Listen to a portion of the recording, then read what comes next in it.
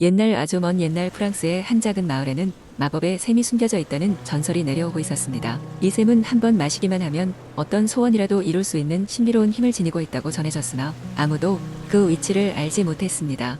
그 마을의 외곽에는 노래하는 나무가 있었는데 바람이 불어오면 그 나무는 마치 삶의 신비를 속삭이는 듯한 아름다운 멜로디를 만들어냈습니다. 마을에는 클레어라는 소녀가 살고 있었습니다.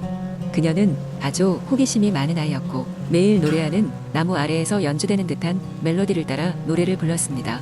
그녀는 이 멜로디가 마법의 샘에 대한 단서를 담고 있다고 믿었고 샘을 찾아 나서기로 결심했습니다. 어느 날 아침 클레어는 배낭을 챙겨 노래하는 나무로 향했습니다. 나무 아래에 앉아서 그녀는 귀를 기울였고 전보다 더 분명히 들리는 소리를 통해 길을 알 수 있게 되었습니다. 몰래 들려오는 멜로디 속에는 이상한 문자와 숫자가 함께 흐르고 있었죠. 클레어는 그 힌트를 따라 숲속 깊이 들어갔습니다. 그녀는 빽빽한 나무 사이를 조심스레 지나며 작은 동물들과 친구가 되었습니다. 이상하게도 동물들은 그녀를 두려워하지 않았으며 그녀가 가는 길을 안내하는 듯 했습니다.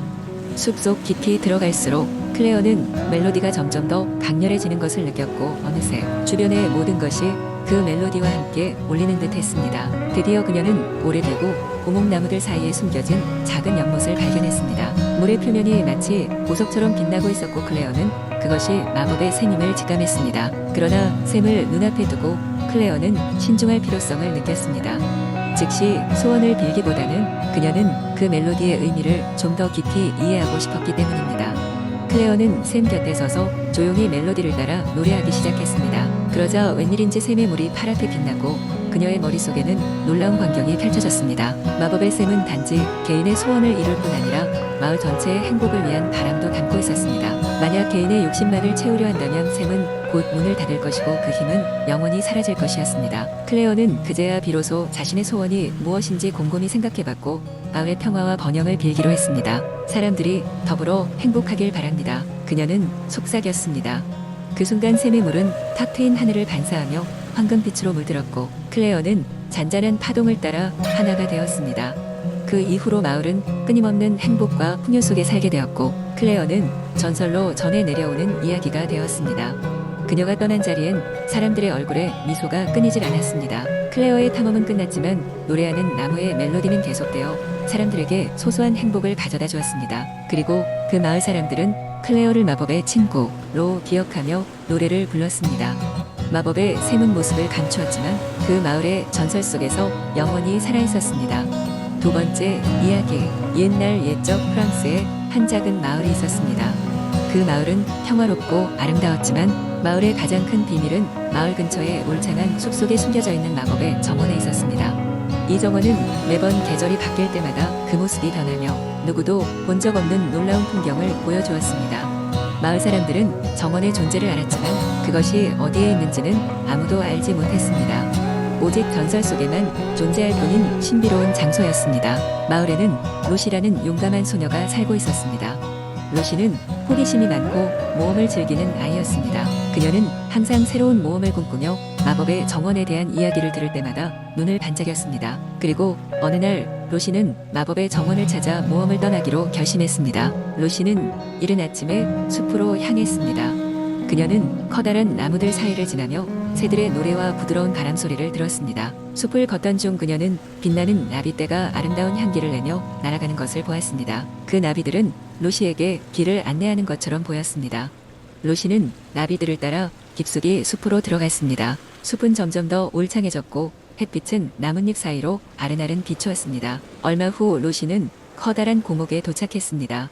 그 나무는 마치 수백 년을 살아온 듯한 위엄과 신비로움을 가지고 있었습니다. 로시는 나무 주변을 살펴보던 중 나무의 한쪽에 숨겨진 작은 문을 발견했습니다. 그 문은 단단히 잠겨 있었지만 열쇠 구멍이 없어 보였습니다.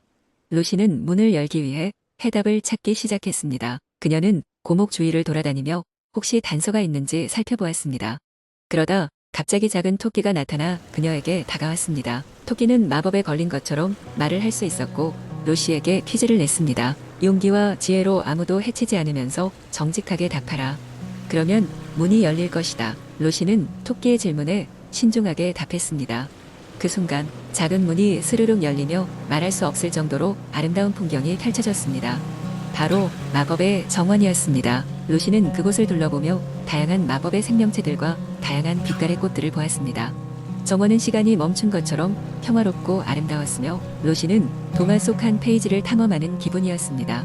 정원을 탐험하던 루시는 그곳에 살고 있는 한 마녀를 만났습니다. 마녀는 친절하게 루시를 맞아주며 이 정원의 비밀을 전해주었습니다. 정원은 용감하고 순수한 마음을 가진 자만이 찾을 수 있으며 세상에 평화와 아름다움을 지키기 위한 마법의 힘이 담겨 있다네. 그렇게 루시는 마법의 정원에 대해 배우고 다시 마을로 돌아가 마을 사람들에게 이 신비로운 이야기와 자연의 아름다움을 전하기로 했습니다. 루시의 모험은 마을 사람들에게 영감이 되었고 그들은 자연에 대한 경외심과 감사함을 느끼게 되었습니다. 그리고 루시는 계속해서 숲을 탐험하며 새로운 모험을 찾았습니다. 그녀는 삶 속의 작은 것들 속에서도 아름다움과 마법을 느낄 수 있는 방법을 배웠고 그 이야기는 마을 사람들에게 오래도록 전해졌습니다. 세 번째 이야기. 옛날에 프랑스의 한 작은 마을에 발자크라는 젊은 구두장이가 살고 있었습니다. 발자크는 마을 사람들의 구두를 수선하면서 생계를 이어갔는데 그는 구두를 고치는 데 있어 비할 데 없는 재능을 가지고 있었습니다. 그의 손에서 탄생하는 구두는 마치 마법이 깃들어 있는 것처럼 편안하고 아름다웠습니다. 그러나 발자크는 언제나 자신이 만든 구두를 완벽하지 않다고 여기며 좀 더 나은 구두를 만들고자 노력했습니다. 어느 날 발자크는 평소처럼 수선 작업을 하던 중에 낡고 오래된 양피지가 하나 구석에서 떨어져 있는 것을 발견했습니다. 그 양피지에는 오래된 구두 제작 비법이 담겨 있었고 전에 내려오는 이야기에 따르면 이 기술을 사용한 구두는 신는 이에게 행운과 행복을 가져다 준다고 했습니다. 발자크는 그 비법에 매료되어 양피지에 적힌 대로 구두를 만들기로 결심했습니다. 하지만 비법은 쉽지 않았습니다. 양질의 가죽과 보석 같은 실, 그리고 특별한 타래를 사용해야 했으며 구두를 만드는데 몇 주가 걸렸습니다. 마침내 완성된 구두는 정말로 놀라웠습니다. 발자크는 이 특별한 구두를 마을 시장에 출품하기로 했습니다. 시장 날이 되자 전 마을 사람들이 발자크의 부스를 찾았습니다. 그의 구두는 모두의 주목을 끌었고 심지어 근처 도시에서도 소문을 듣고 사람들이 찾아왔습니다. 그중 한 명이 바로 국왕의 사자였습니다. 국왕은 발자크의 구두에 대해 듣자마자 그 앞길을 열어주어야 한다고 했고 발자크는 드디어 자신이 만든 구두의 진가를 발휘할 순간이 찾아왔습니다. 국왕에게 바쳐진 구두는 왕실에서도 큰 화제가 되었고 발자크는 곧 공정 구두장이 자리까지 제안받게 되었습니다. 그의 일생의 꿈이 실현되는 것처럼 보였습니다. 그러나 그는 마을을 떠나는 것이 조금 망설여졌습니다. 결국 그는 마을에 남아 그의 마법 같은 구두로 사람들을 돕기로 했습니다. 그렇게 발자크는 자신의 소박한 가게에서 마법 같은 구두를 만들며 사람들에게 행복과 행운을 선사하며 살았습니다. 마을 사람들은 그의 신발을 신으며 삶이 한층 더 나아졌다고 이야기했고 발자크는 그런 사람들의 모습을 보며 자신이 이루고자 했던 것이 다름 아닌 이것임을 깨달았습니다. 결국 발자크의 구두는 프랑스 전역에 걸쳐 알려지게 되었고 그의 이야기는 구전으로 오랫동안 전해졌다고 합니다. 네 번째 이야기. 옛날 옛적 프랑스의 한 작은 마을에 루이라는 소년이 살고 있었습니다. 루이는 항상 모험을 꿈꾸며 자라났지만 마을 사람들은 그를 평범한 농부로 키우고 싶어 했습니다. 어느 날 루이는 숲 근처를 지나가다가 무언가 특별한 것을 발견했습니다. 그것은 마을 사람들 누구도 들어갈 엄두를 내지 못했던 마법의 숲이었습니다. 마법의 숲은 특별한 존재들로 가득 차 있었습니다. 루이는 호기심에 이끌려 숲 깊숙이 들어갔고 놀랍게도 말하는 부엉이를 만나게 되었습니다. 부엉이는 루이에게 큰 위험이 닥쳐오고 있으며 숲의 마법을 활용해 이를 막아야 한다고 말했습니다. 루이는 부엉이에게 어떻게 해야 하는지 물었고 부엉이는 숲속 깊은 곳에 숨겨진 세 개의 마법 구슬을 찾아야 한다고 설명했습니다. 루이는 첫 번째 구슬을 찾기 위해 북쪽으로 향했습니다. 그는 오래된 나무를 지나고 깊은 계곡을 건너면서 여러 신비한 생물들을 만났습니다. 결국 그는 용맹한 사자가 지키고 있는 금빛 구슬을 발견했습니다. 루이는 사자에게 도전장을 내밀었고 사자를 설득하여 첫 번째 구슬을 손에 넣었습니다. 그 다음으로 루이는 동쪽으로 향했습니다. 그는 모래 요정들이 사는 찬란한 호수에 도착했는데 그들은 은빛 구슬을 보관하고 있었습니다. 요정들은 루이의 진실한 마음을 시험하였고 루이는 무사히 두 번째 구슬을 얻을 수 있었습니다. 마지막으로 루이는 남쪽으로 향하여 마법의 숲 가장 깊은 곳에 도달했습니다. 그곳에는 현명한 드래곤이 잠들어 있었고 드래곤은 루이에게 마지막 구슬의 비밀을 알려주었습니다. 루이는 드래곤의 조언을 듣고 마지막 구슬을 찾기 위해 자신의 두려움과 마주했습니다. 그는 두려움을 극복하고 마침내 오색빛의 구슬을 발견하게 되었습니다. 로이는 세 개의 마법 구슬을 획득한 뒤 다시 부엉이를 찾아갔습니다.